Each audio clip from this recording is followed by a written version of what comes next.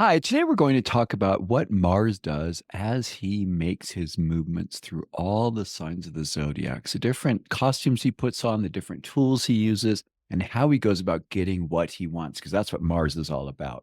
Hi, my name is Michael Bartlett, Master Metaphysical Astrologer, and I am here to provide metaphysical astrology and experiential coaching to provide you with the profound transformation you seek.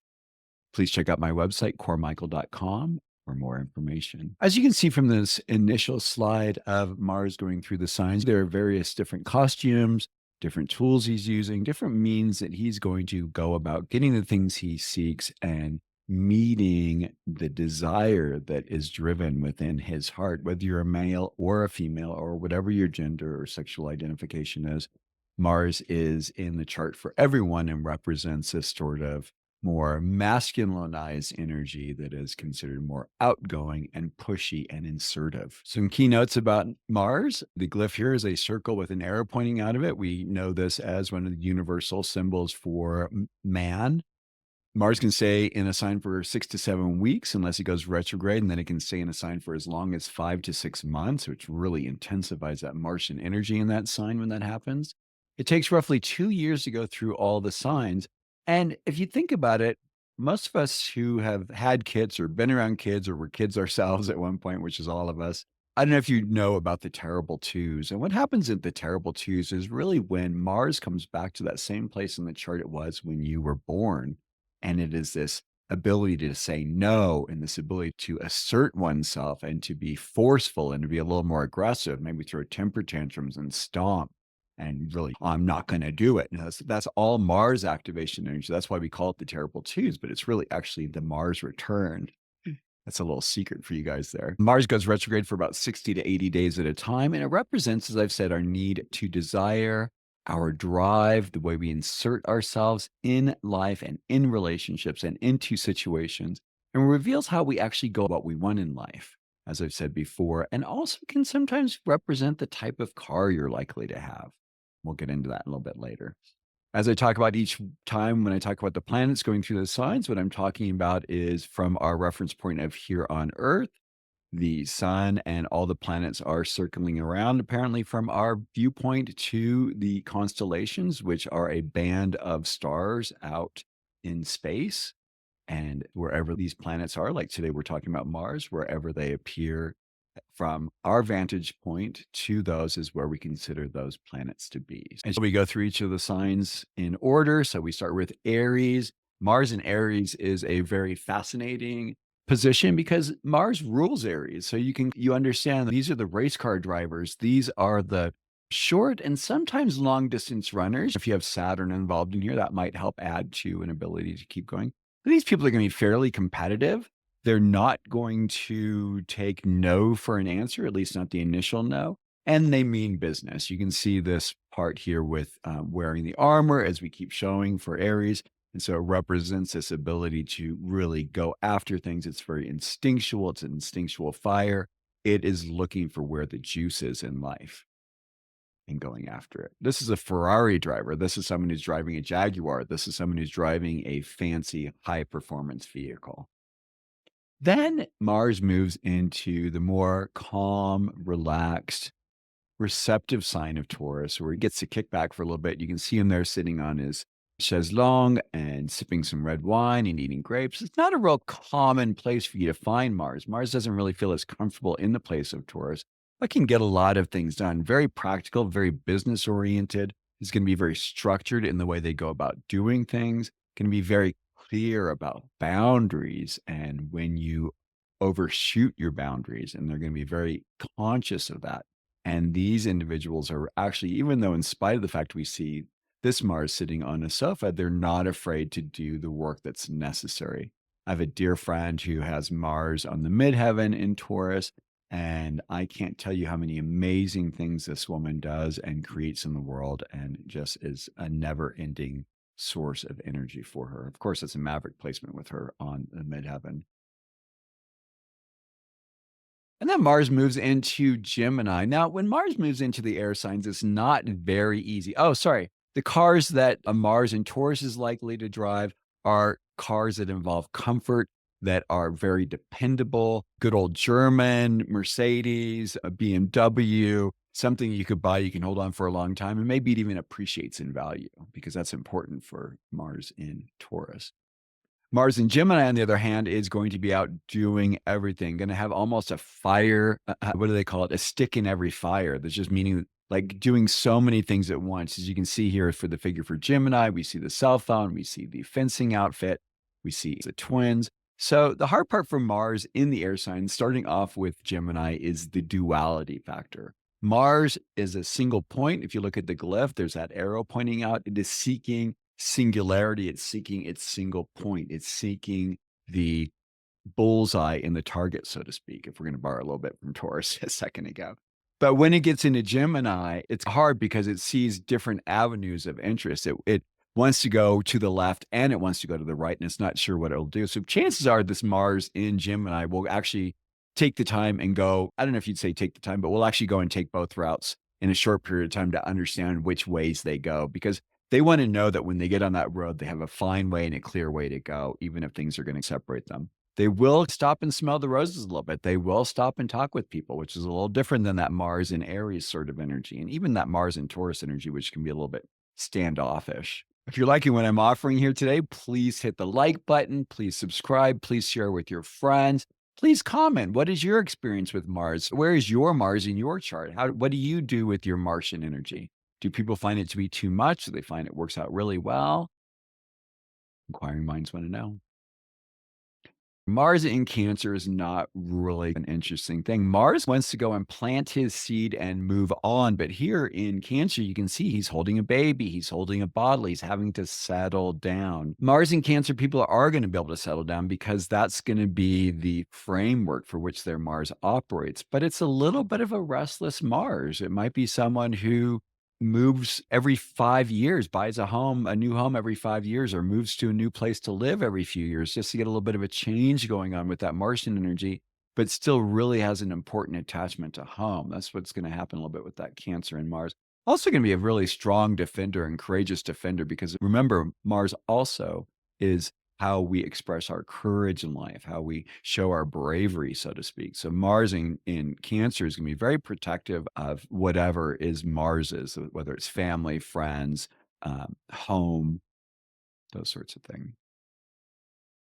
Mars now moves into the second fire sign of Leo, where he dons his royal garb and he's in his creative studio. This is where Mars is the lover. This is where Mars has the ability to turn up the heat a bit. When Mars in Leo finds someone he or she desires, they are going to turn that flame up, maybe a little bit too high in the beginning because they're really trying to impress. They're going to bring out those peacock feathers and say, hey, baby, here I am. Love me, worship me. I am yours.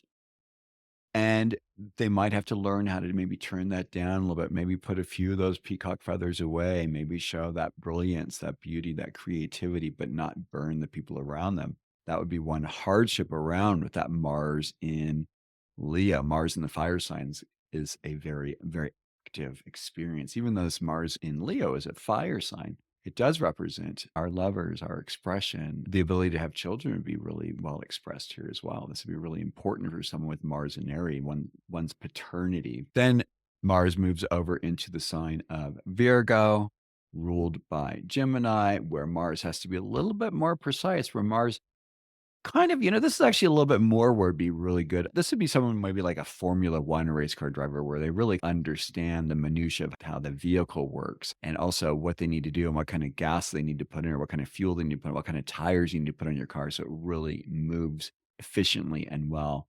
Mars in Virgo is going to seek a car that is, I would say, has multiple abilities for it. So it has all-wheel drive, has the ability to tackle multiple jobs at the same time. So maybe like a station wagon or something like that would be really well indicated with this.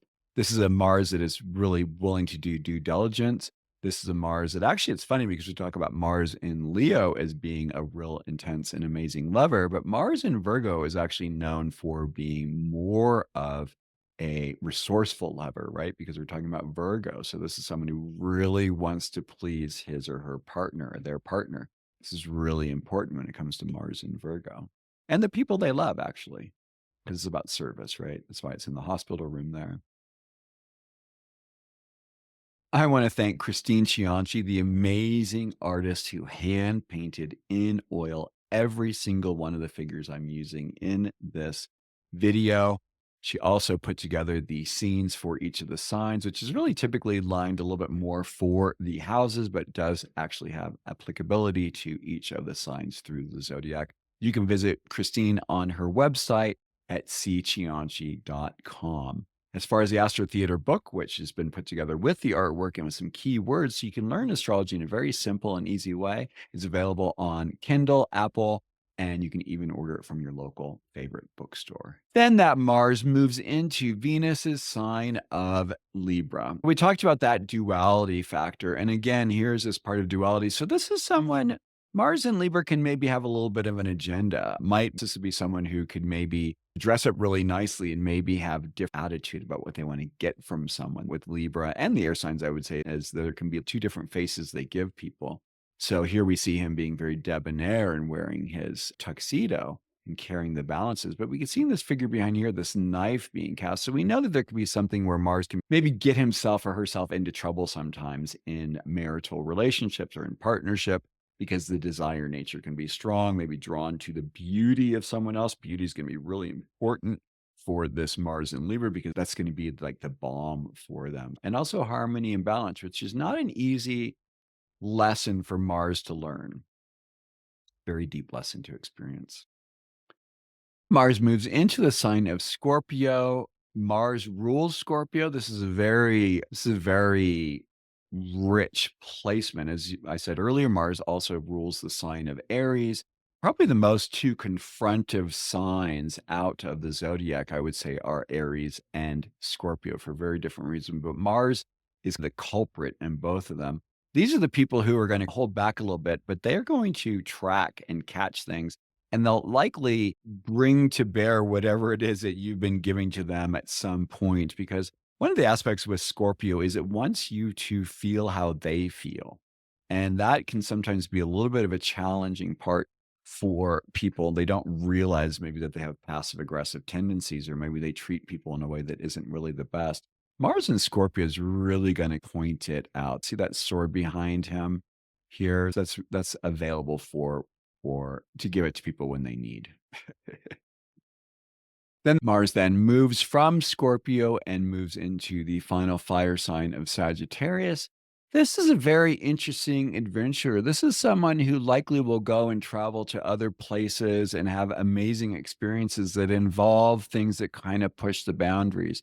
Maybe it's about doing things that are competitive. Maybe it's about hunting in foreign places.